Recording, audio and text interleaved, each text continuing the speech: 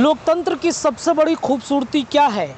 जब चुनाव मैदान में दो प्रतिद्वंदी एक दूसरे के आमने सामने आ जाए तो वो अपने जो संस्कार हैं उसका परिचय देते हैं।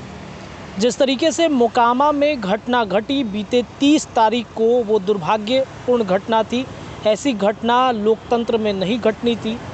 दुलालचंद यादव नामक व्यक्ति की वहाँ पर मौत हो गई।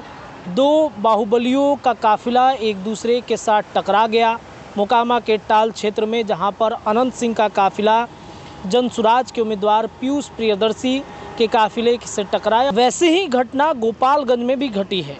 गोपालगंज के कुचायकोट विधानसभा क्षेत्र से एक तस्वीर सामने आई है, जहां पर बाहुबली विधायक अमरेंद्र पांडे का काफिला जनसुराज के उम्मीदवार के काफिले पर घुस गया।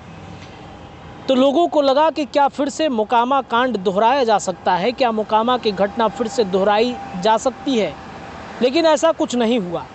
वहाँ की तस्वीर बिल्कुल उलट हो गई।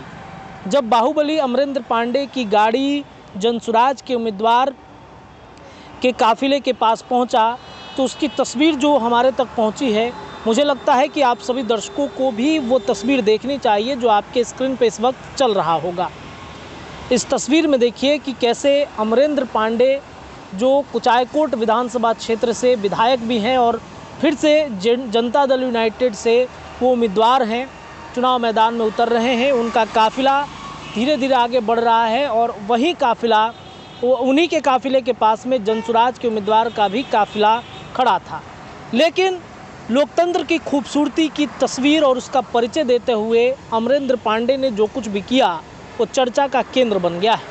अमरेंद्र पांडे ने जनसुराज के उम्मीदवार और काफ़ी सीनियर लीडर हैं वो, उन्होंने अभिवादन किया, उन्होंने प्रणाम किया। और ये प्रणाम करने की जो प्रथा है, जिस तरीके से उन्होंने जनसुराज के उम्मीदवार का अभिवादन किया, वो बिहार की राजनीति के लिए चर्चा का केंद्र बन गई है। देखिए, जनसुराज इन दिनों बिहार की राजनीति में सबसे चर्चा का केंद्र में है और जनसुराज के उम्मीदवारों पर सबकी नज़र है कि उनके उम्मीदवार क्या करते हैं। कई उम्मीदवार तो चुनाव मैदान छोड़ चुके हैं और जो टिके हैं वो उम्मीदवार क्या करेंगे, ये आने वाला वक्त तय करेगा। जब 14 तारीख को रिज़ल्ट आएगा तो इसमें देखना होगा कि जनसुराज के कितने उम्मीदवार जनसुराज में रहते हैं या पार्टी छोड़कर दूसरे दलों में चले जाते हैं।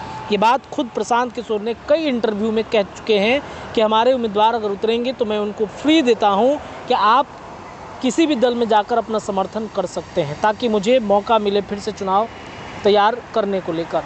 तो जो अमरेंद्र पांडे और जनसुराज के उम्मीदवार के बीच में जो कुछ भी हुआ, जिसकी तस्वीर सोशल मीडिया पर वायरल हो रही है, वो चर्चा का केंद्र में है। और इस चर्चा के केंद्र में होने के साथ ही साथ लोग ये कह रहे हैं कि चलो अच्छा हुआ मोकामा कांड नहीं दोहराया गया, लोकतंत्र की खूबसूरत तस्वीर वहां से सामने आई है। एक बार फिर से मैं चाहूँगा कि वो तस्वीर आप देखते हुए इस वीडियो को अंत तक जाइएगा, अपनी राय कमेंट में डालिएगा। बहुत बहुत शुक्रिया।